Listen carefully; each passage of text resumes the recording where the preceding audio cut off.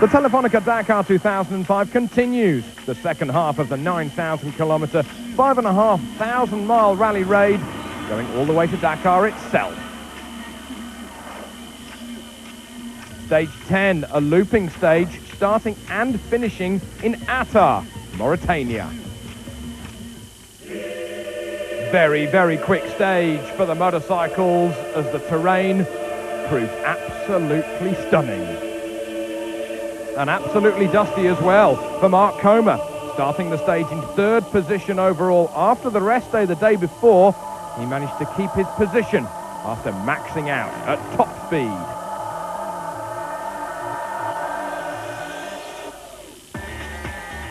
Fabrizio Mioni was the overall leader. He was only leading by a precious few seconds, and this crash was doing no good at all to his overall lead. He dropped to second position.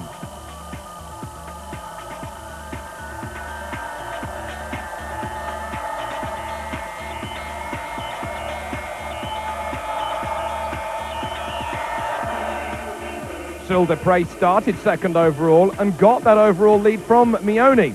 The race was well and truly on for the overall victory. Palando Zulabaseta, the reigning world champion of 2004, he fell out of sixth position. It was a cruel blow.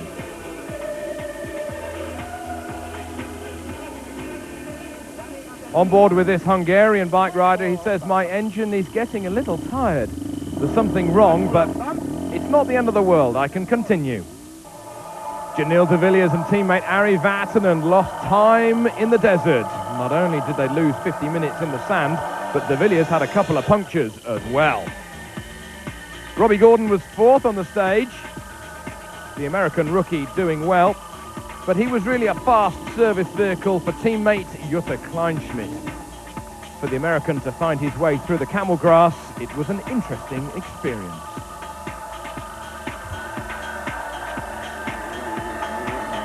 Former two-time victor of the Paris-Dakar Rally, Hiroshi Mashioka, was out from sixth position in the overall standings. Engine problems forcing him straight back to the bivouac.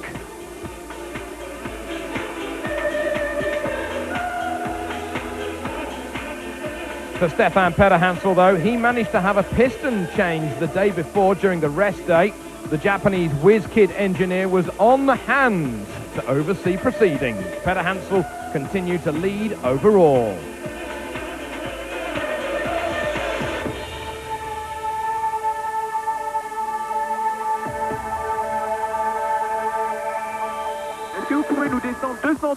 On board with this French crew, they say, "I could really, really do with a ham sandwich at the moment. And yes, I'd like a glass of red wine as well." Carlos Sousa, a terrible day for the Portuguese driver, losing fourth overall. He lost 7 hours in the stage and arrived late at night. We then had to wait for our service truck for quite a while. We waited for 7 hours and we've lost all of our chances. With the trucks, it was still Khabarov leading with his Kamaz.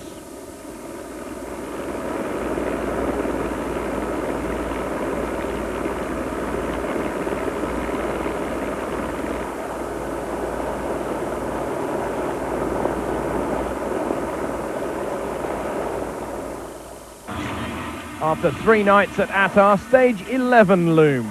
From Attar down to Kiffa, even though the route was modified just a little. But the day was a terribly sad day, not just in the rally raid world, but in the sporting world. Italian Fabrizio Mioni crashed on the stage and tragically lost his life.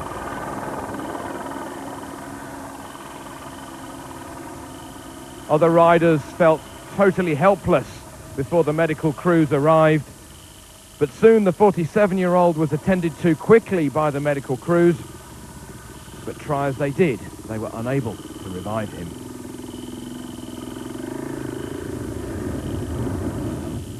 The two-time former victor of the Dakar lost to the desert.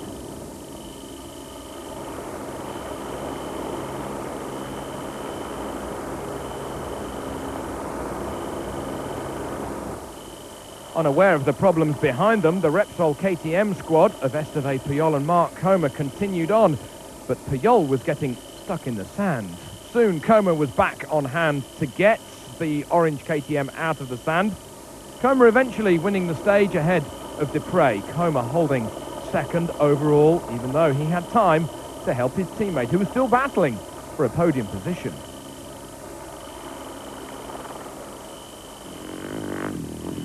Frenchman Dupre with the Gauloise KTM still held the overall lead. But as the riders arrived at the finish, route director Patrick Zanaroli was on hand with terrible news.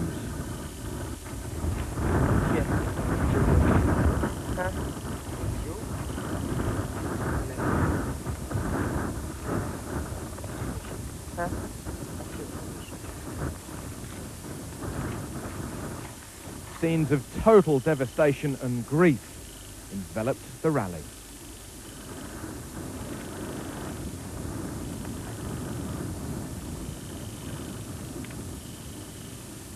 Cuando estás en carrera ya no piensas nada. Jordi Arcaron saying, when you're racing, you only think about being the best and the fastest. Everything else you seem to forget about. When I saw him on the ground, I knew straight away there was too much blood, but I said a prayer for him, and I asked the Lord to look after his family, because I think they need a lot of looking after, just like all of our families need. It's a very sad day in the Dakar.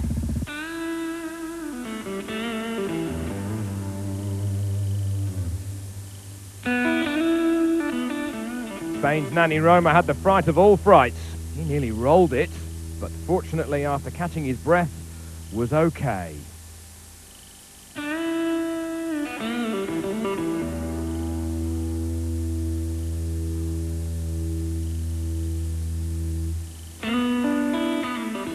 Robbie Gordon, together with a couple of other cars made up François Guino and Jose Maria Servia, all got stuck in the very same dune. Could you believe it? In the middle of the desert. Janil de Villiers with his Works Nissan continued to hold his fourth position in the overall standings. As the landscape got more and more spectacular. The Mitsubishis were formation flying in the only way they knew how, but Jutta Kleinschmidt won the stage, the first for her in 2005, VW's third. She was still in a podium holding third position.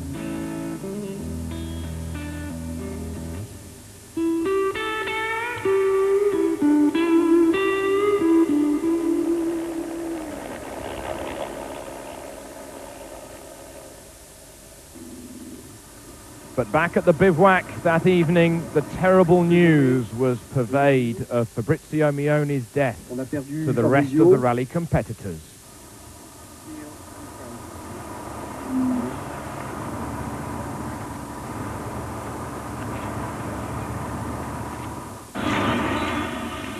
Stage 12, the stage from Kiffa to Bamako. 586 kilometers. 109 bikes and one quad were all loaded onto the Antonov to transport to Bamako after it was announced that the bike stage would be cancelled for the day. Cyril Dupre had a Fabrizio Mione sticker in a mark of respect, as did Jean Brucy, stars to heaven for his lost friend. All other vehicles on the Dakar had a black armband, a black brassard, somewhere on the vehicle. Even though the cars and the trucks continued, it was a solemn day. And in the stage, Jose Maria Servia had problems. He lost traction and hit a tree. He was lucky to get away with it relatively unscathed. Not so much good news for Vincent Bartin in his Mercedes. He rolled it, and although he got back on four wheels, he was to go no further.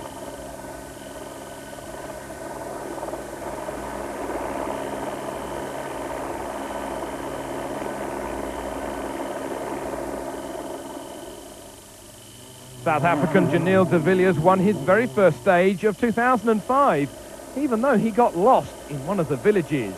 He was not the first, and he's certainly not going to be the last to do that. It was Nissan's third stage victory of 2005 on the Dakar. The other two, of course, going to Colin McRae, who retired before the rest day.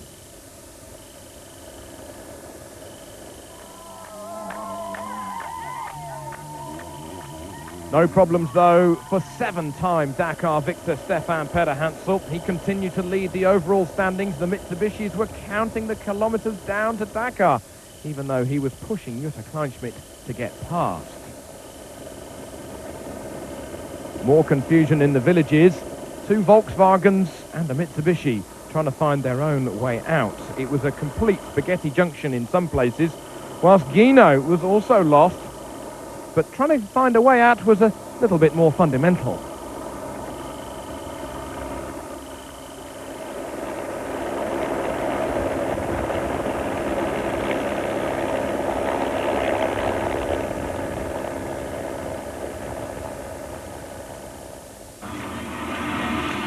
Stage 13, the stage from Bamako down to Kays, 370 kilometres. Absolutely thousands of people were out on the stage to see the Dakar come through deepest Black Africa.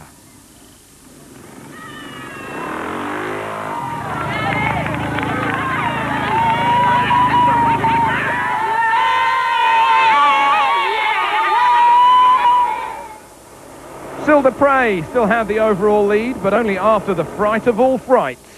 The rally leader on two wheels had an off and damaged his exhaust. When he arrived to the first refueling point, it was a fortunate 15-minute neutralised section as de Prey got the mole grips out and the Leatherman. It was all hands on deck as Jean Brucy was there to assist.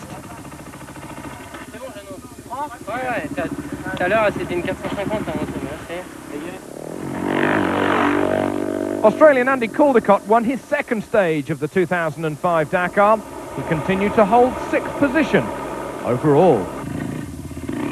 Jean Brucy was on the bubble of the top 10, even though he stopped to help out teammate Cyril de Prey. Whilst American rookie Chris Blaise was in a splendid ninth overall. What could he do with even more experience? We'll see in years to come. The boy from Brazil, Jean d'Azevedo, 8th position in the overall standings, whilst Italian Giovanni Sala was 7th.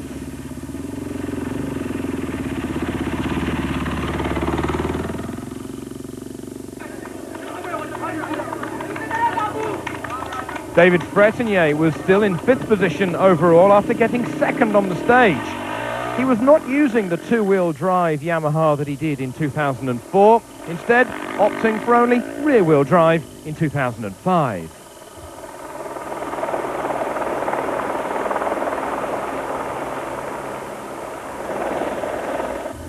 In scenes reminiscent of the East African Safari Rally or even the 1992 Paris to Cape Town Rally, Stefan Pederhansel was just clicking off the kilometres. Teammate Luc Alphonse always went well on these kind of stages as he flew over river crossing after bridge after kilometre after kilometre. Harry Vatanen was, well, a flying Finn and flat out, whilst Jose Maria Servia went on to roll it later in the stage. And even though he managed to limp back to service that night, he was out of the rally. 2 Schlesser buggies out in Dakar 2005.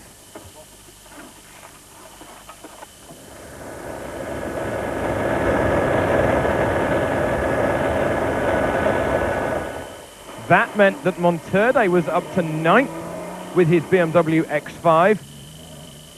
Teammate Nasser Al-Attiyah, previously in the rally, crashing out of a splendid 4th position. Nani Roma, the victor of the Paris-Dakar 12 months earlier on two wheels, was in 6th position overall with his Mitsubishi, just 1 place behind Frenchman Bruno Sarbi.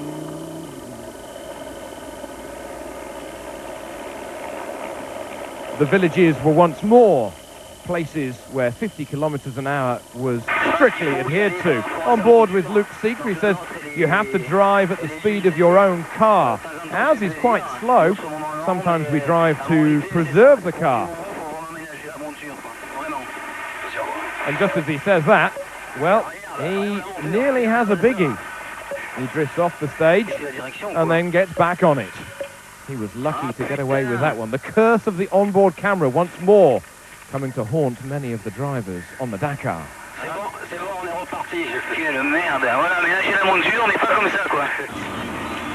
Stage 14 from Kays to Tambacounda, 529 competitive kilometers. A very early start for all of the competitors. Dawn was proving to be still very, very dusty. Dust, dust and more dust it was for the leading competitors, as once more the speed limits of 50 kilometers an hour were adhered to by all of the riders. The GPS navigational systems being the telltale in case they exceeded the limit. And it was to catch out Cyril Desprez. He got 9 minutes penalty on the day. That left him with an overall lead of only just 3 minutes, with really only 2 stages to go in the Dakar 2005. Would that be enough for him? Jean d'Azevedo won the stage, the 30-year-old topping out at 189 kilometers an hour on the quick parts.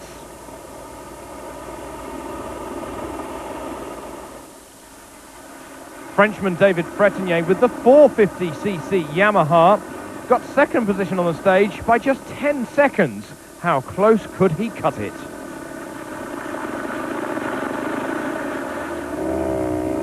An American, Chris Blaise, again was going like the wind. A third position on the stage for him by less than half a minute. Meanwhile, further down in the field, well, there were interested spectators on the stage holding up the other runners. Ari Vatanen was flying, but was then held up through the river crossing.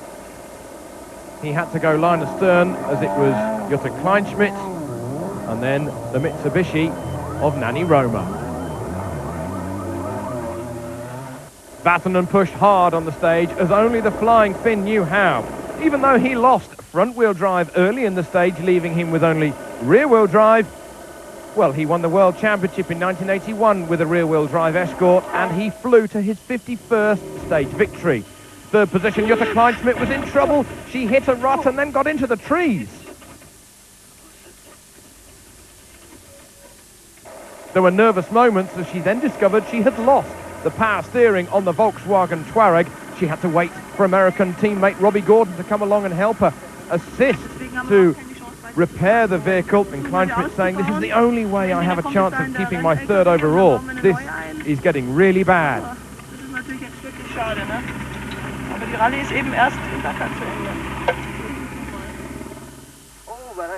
On board with Stefan Pederhansel at the head of the field in the overall standings. He was having other problems, but of a zoological kind of nature. Pederhansel saying he's never seen so many monkeys in his life as he continued to hold that precious lead of just less than half a minute. Elsewhere on the stage, the trucks were running into a truck jam, but it was the Kamaz of Khabarov who still held the overall lead.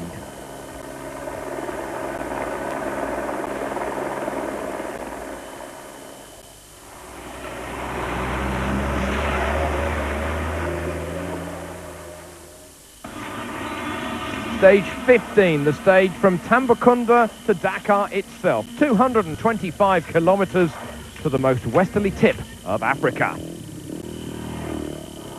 Cyril Desprez had Alfie Cox, his teammate, in close attendance to assist Desprez over the last few kilometers. Desprez on course for his very first Dakar victory. Even though Desprez started the day with a 3 1/4 minute lead in the overall standings, he was still flat out to try and make sure that Mark Comer, in second position, was not going to catch him.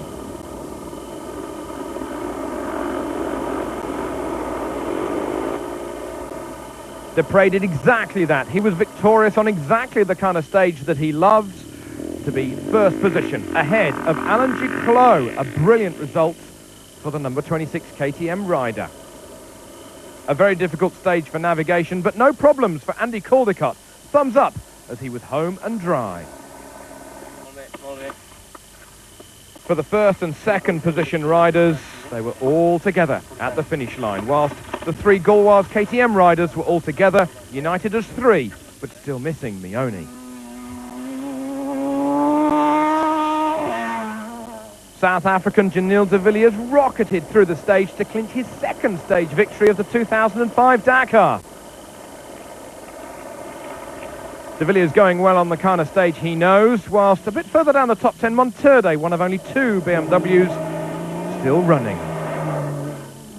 The leading man from South America, Clever Kohlberg, in 14th position overall, whilst Christoph Holovic was lucky to get away with this big moment. I'm concentrated because it's a difficult stage today. It's really for navigation, it's really tough because it's a lot of road everywhere and it's not well marked on the floor, so it's difficult. The final stage of the Telefonica Dakar 2005, Lacrose, a short stage. A moment of reflection, though, at the start of the stage on the events of the last 7 days. The motorbikes went off 20 by 20 in true motocross style as they made their last gasp dash to the line. In the end, though, the winner rocked up to be the youngster from California, Kellen Walsh, his first Dakar stage victory. On board, though, with Cyril Dupre, en route to his very first Dakar victory overall, he says it's a big day for me. But I'm paying homage to my two friends who are unfortunately not here with me today.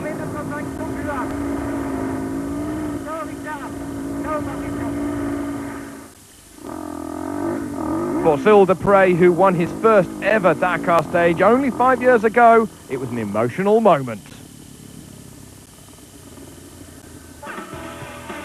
Dupre the victor on the podium with third position man Alfie Cox from South Africa. Mark Comer was second. The Spaniard at 28 years old will win the Dakar one day. David Castello won the production class, whilst the 21-year-old and rookie Ludovine Puy was the first girl. Dupre victorious ahead of Comer and Alfie Cox. Esteve Puyol fourth, David Bretonnier on the 450 Yamaha in fifth position. Andy Caldicott from Australia in sixth, Jean d'Azevedo, Sala, Blaise and Brucey.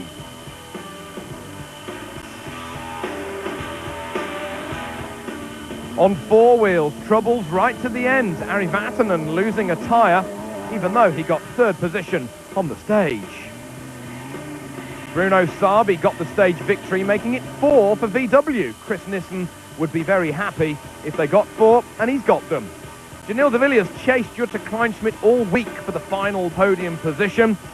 He managed to get 2 stage victories en route, but in the end, it was not quite enough.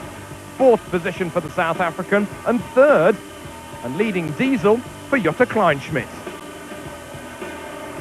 But with regards to Mitsubishi, they just clocked off the last few kilometres. It was to be their 10th victory and the 5th on the bounce. The others just cannot catch the boys in red. Stefan Pederhansel, the Frenchman, en route to his 8th Dakar victory. He says, thank you to you, Jean-Paul. Good job, good job. It's been a long way, but it's thanks to you. Pederhansel victorious for the second time on 4 wheels. Luc Alphonse knocking on the door in 2nd position. Jutta Kleinschmidt in 3rd. On the Nissan crew of Janil de Villiers, 4th. Rookie Robbie Gordon got to the finish, whilst Asaga won the marathon class. Pederhansel victorious, less than half an hour ahead of Luc Alphonse. Kleinschmidt 3rd, just ahead of de Villiers. Roma 6th, Souza, Magnaldi, Monterde and Dalmau in 10th position. The Russian Kabirov won the truck class for the very first time with his Kamaz. But the Dakar 2005 will be sadly remembered for the tragic loss of Fabrizio Mioni.